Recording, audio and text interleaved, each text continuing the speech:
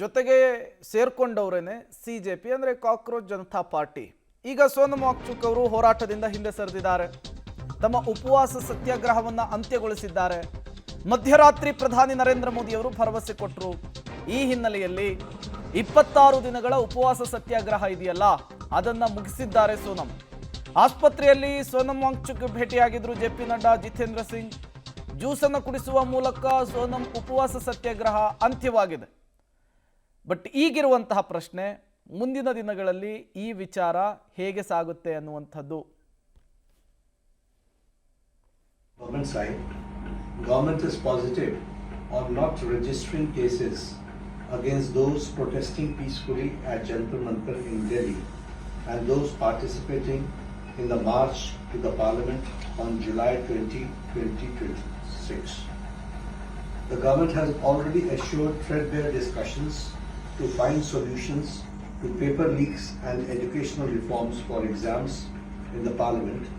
Besides, the government is also positively considering suitable compensations for the suicide victims of recent NEET paper leaks.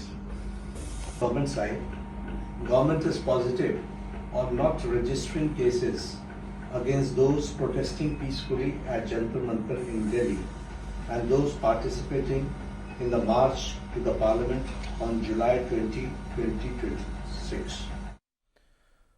ಬರೋಬ್ಬರಿ 26 ದಿನಗಳ ಉಪವಾಸ ಸತ್ಯಾಗ್ರಹ. ಕೇಂದ್ರ ಸರ್ಕಾರದ ವಿರುದ್ಧ ಧರಣಿಗೆ ಕೂತಿದ್ದು ಸೋನಮ್ ವಾಂಗ್ಚುಕ್ ಈಗ ತಮ್ಮ ಉಪವಾಸ ಸತ್ಯಾಗ್ರಹವನ್ನು ಕೈಬಿಟ್ಟಿದ್ದಾರೆ. ವಿಡಿಯೋ ಸಂದೇಶ ಕೊಟ್ಟಿದ್ದಾರೆ. 26 ದಿನಗಳ ಉಪವಾಸ ಸತ್ಯಾಗ್ರಹವನ್ನು ನಿಲ್ಲಿಸಿದ್ದೇನೆ ಅಂತ ಹೇಳಿದ್ದಾರೆ. ನಡ್ಡಾ, ಜಿತೇಂದ್ರ ಸಿಂಗ್ ಸಮ್ಮುಖದಲ್ಲಿ ಉಪವಾಸವನ್ನೇ ಅಂತ್ಯಗೊಳಿಸಿದ್ದೇನೆ. ಎಲ್ಲಿಯೂ ಯಾವುದೇ ರೀತಿಯ ಹಿಂಸಾಚಾರಕ್ಕೆ ಅವಕಾಶವನ್ನು ನೀಡಬೇಡಿ. ಪ್ರತಿಭಟನಾ ನಿರತ ವಿದ್ಯಾರ್ಥಿಗಳಿಗೆ ಸೋನಮ್ ಟ್ವೀಟ್ ಮೂಲಕ, ಸಾಮಾಜಿಕ ಜಾಲತಾಣ ಎಕ್ಸ್ ಮೂಲಕ ಸಂದೇಶವನ್ನು ಕೊಟ್ಟಿದ್ದಾರೆ. ಕೇಂದ್ರ ಸಚಿವರಾದ ಜೆ.ಪಿ. ನಡ್ಡಾ, ಡಾಕ್ಟರ್ ಜಿತೇಂದ್ರ ಸಿಂಗ್ ಅವರು ಸಮ್ಮುಖದಲ್ಲಿ 26 ದಿನಗಳ ನಂತರ ನಾನು ಅಂತಿಮವಾಗಿ ನನ್ನ ಉಪವಾಸ ಸತ್ಯಾಗ್ರಹವನ್ನು ಕೊನೆಗೊಳಿಸಿದ್ದೇನೆ. ಇದಕ್ಕೂ ಮೊದಲು ವಿವಿಧ ರಾಜಕೀಯ ಪಕ್ಷಗಳು 65 ಸಂಸತ್ ಸದಸ್ಯರು ಉಪವಾಸವನ್ನು ಕೊನೆಗೊಳಿಸುವಂತೆ ಒತ್ತಾಯಿಸಿದರು. ವಿವಿಧ ಪರಿಸ್ಥಿತಿಗಳ ಕುರಿತು ಮತ್ತು ದೇಶದಲ್ಲಿ ಸಂಭವಿಸಬಹುದಾದಂತಹ ಘಟನೆಯ ಕುರಿತು ನಾನು ಉಪವಾಸ ಸತ್ಯಾಗ್ರಹ ನಿಲ್ಲಿಸಿದ್ದೇನೆ ಅಂತ ಹೇಳಿದ್ದಾರೆ. ಸೋನಮ್ ಆರೋಗ್ಯದ ಬಗ್ಗೆ ಪ್ರಧಾನಿ ನರೇಂದ್ರ ಮೋದಿ ಅವರು ಕೂಡ ಟ್ವೀಟ್ ಮಾಡಿದ್ದಾರೆ. ಸೋನಮ್ ಆದಷ್ಟು ಬೇಗ ಮೊದಲಿನಂತಾಗಲಿ, ಆರೋಗ್ಯವಾಗಿರಲಿ ಅಂತ ಹೇಳಿದ್ದಾರೆ. ತಮ್ಮ ತೂಕವನ್ನು ಮರಳಿ ಪಡೆಯುವಂತಾಗಲಿ ಅಂತ ಹೇಳಿ ಮೋದಿ ಟ್ವೀಟ್ ಅನ್ನು ಮಾಡಿರುವಂಥದ್ದು. 26 ದಿನಗಳಿಂದ ಉಪವಾಸ ಸತ್ಯಾಗ್ರಹ ಇದ್ರು. ಹತ್ತತ್ರ 8ರಿಂದ 10 kg ಅವರ ತೂಕ ಕೂಡ ಕಡಿಮೆ ಆಗಿತ್ತು. ಈಗ ಪ್ರಧಾನಿ ನರೇಂದ್ರ ಮೋದಿ ಅವರ ಭರವಸೆಯ ಮೇರೆಗೆ ಉಪವಾಸ ಸತ್ಯಾಗ್ರಹವನ್ನು ಅಂತ್ಯಗೊಳಿಸಿದ್ದಾರೆ. ಉಪವಾಸ ಸತ್ಯಾಗ್ರಹವನ್ನು ಅಂತ್ಯಗೊಳಿಸಿದ ನಂತರ ಪ್ರಧಾನಿ ನರೇಂದ್ರ ಮೋದಿ ಅವರು ಸೋನಮ್ ಆರೋಗ್ಯದ ಬಗ್ಗೆ ಮಾಡಿರುವಂತಹ ಟ್ವೀಟ್ ಇದು ಸಾಮಾಜಿಕ ಜಾಲತಾಣ ಎಕ್ಸ್ನಲ್ಲಿ.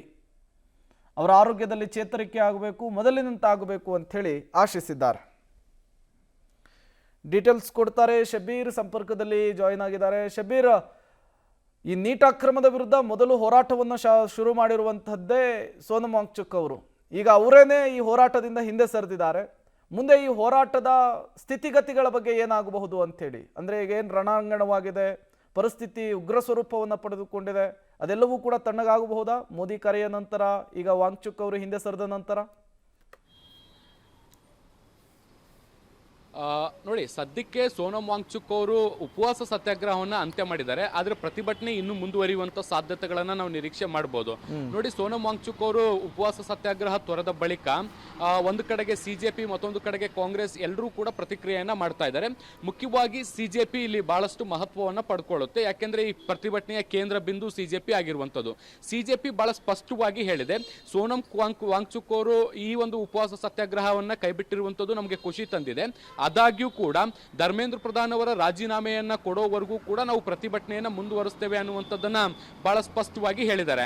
ನೋಡಿ, ಈ ಎಲ್ಲಾ ಬೆಳವಣಿಗೆಗಳು ಒಂದರ ಮೇಲೆ ಆಧಾರ ಆಗುತ್ತೆ. ಅದೇನು ಅಂದ್ರೆ, ಇವತ್ತು ಪ್ರಧಾನಿ ನರೇಂದ್ರ ಮೋದಿ ಅವರ ನೇತೃತ್ವದಲ್ಲಿ ಕ್ಯಾಬಿನೆಟ್ ಸಭೆ ಇದೆ.